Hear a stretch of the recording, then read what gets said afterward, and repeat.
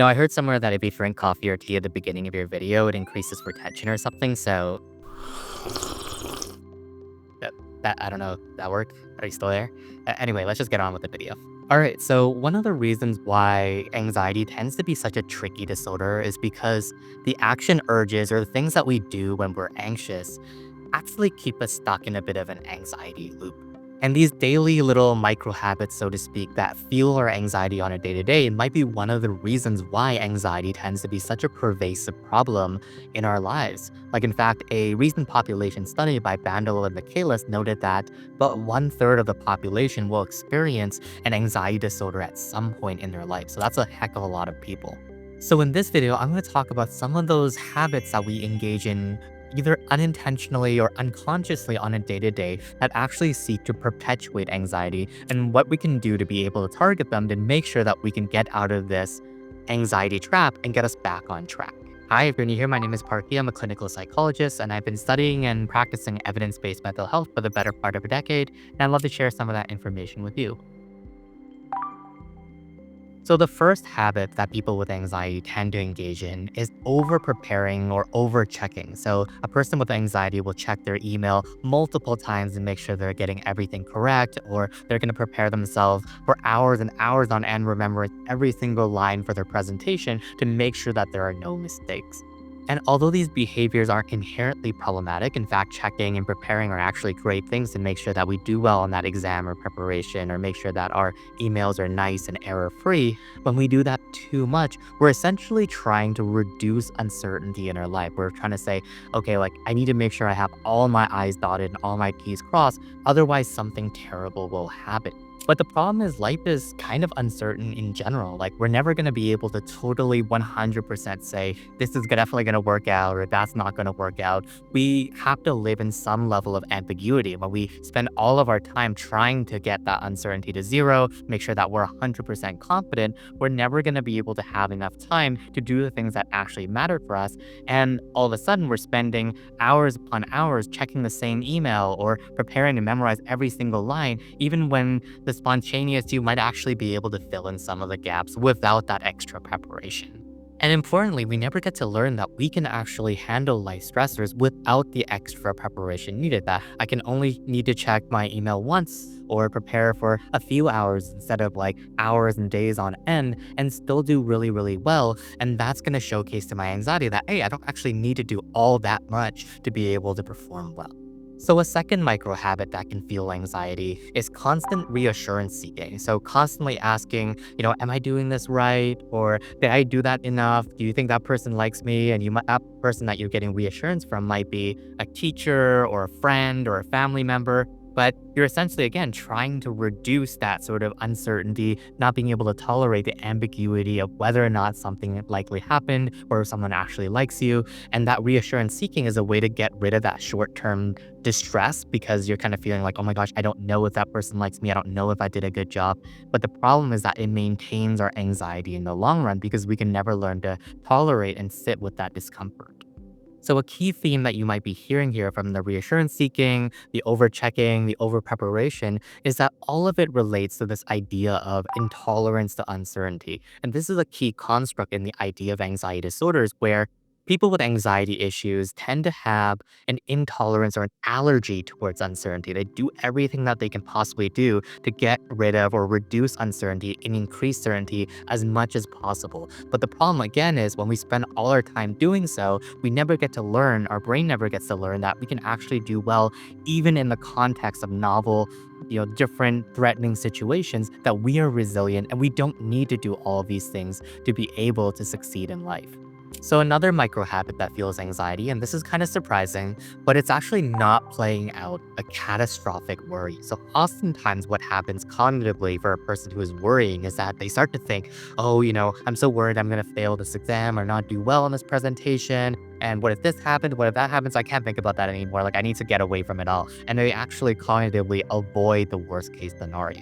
So what's happening there is that they're noticing their anxiety go up and up and up and then kind of meet this sort of peak. And then in that sort of peak moment, they distance themselves from the thought and do something that is less anxiety provoking and more distracting in nature, like maybe scrolling on social media, playing a video game, or just thinking about something else.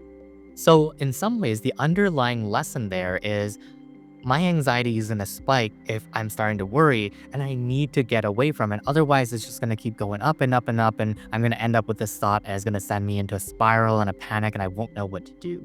And I actually think it's important for us to, in some ways, unveil the monster under the blanket and realize that even though it seems so scary in that sort of dark, shadowy figure when we try to avoid it, when we actually unveil the covers, we notice ourselves thinking, oh, actually, that wasn't as scary as I thought. And some of my patients who and I've done this sort of exercise, start to think, oh, like if the worst case scenario happened, like if I really did lose my job, well, I think I've developed enough skills to maybe then find another job. Or if this relationship did end, like, yeah, I'd be really, really sad.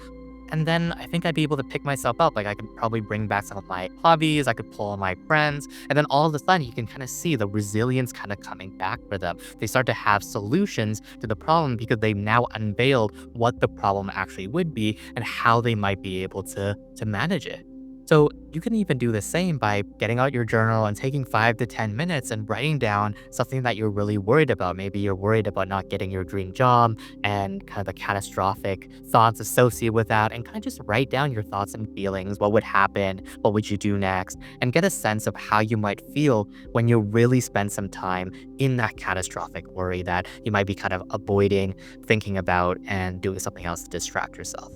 A fourth micro habit that can fuel anxiety is actually not allowing yourself to sit with the anxiety and trying to push it away as soon as possible. So people find that anxiety tends to be this very aversive feeling. So the moment they notice it, they're like, I need to get away from it as soon as possible. I need to splash myself with some cold water. I need to maybe drink some alcohol. I might need to do something else like scroll on TikTok, whatever it might be. I don't like this feeling, so I want to push it away.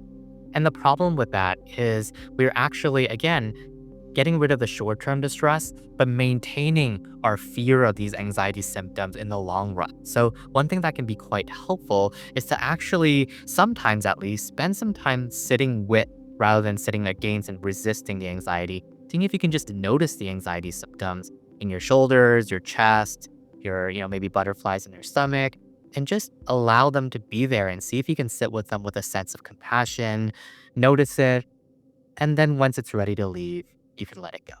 A fifth habit that people engage in, especially when they're already feeling a little bit stressed and anxious, or in some ways, like it's a habit they stop doing, which is they stop doing self care activities that are nourishing.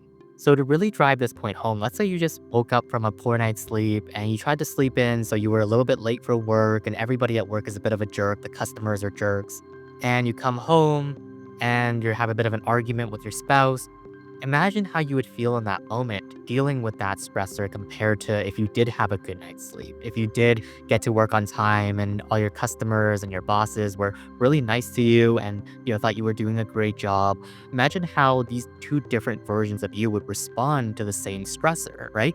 You can kind of imagine that the person who is drained, who didn't engage in many self-care activities, is going to react very differently than the person or the version of you who feels nourished, who feels complete, and feels ready to tackle life stressors.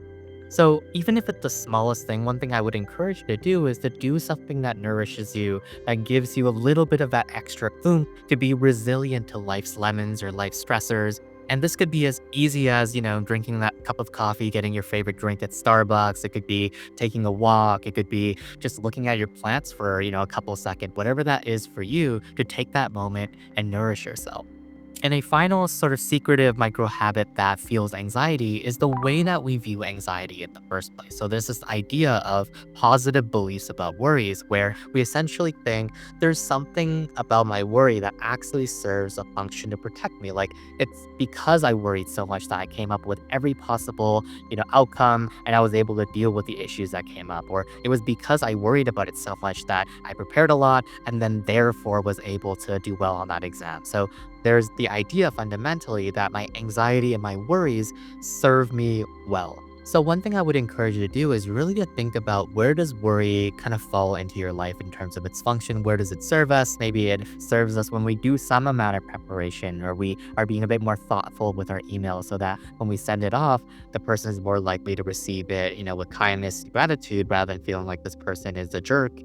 On the other hand, does it serve us when we check something 50 times? Does it serve us when we are completely paralyzed in the moment and don't engage in problem solving of something that we need to do because we're so worried about what could happen? So think about where anxiety and worry serves us and where we can kind of maybe reduce it a bit or try out something new in the idea of testing whether or not the anxiety serves it or maybe not. So hopefully this video was helpful to learn a little bit more about some of the behaviors in our day-to-day that serves to feel anxiety. If you're interested in learning more about some of the strategies that I use with patients to support them in reducing their anxiety, reducing worry, I'll throw out some of those videos here right now. Otherwise, thanks so much for watching as always, and I'll see you in the next one. Bye-bye.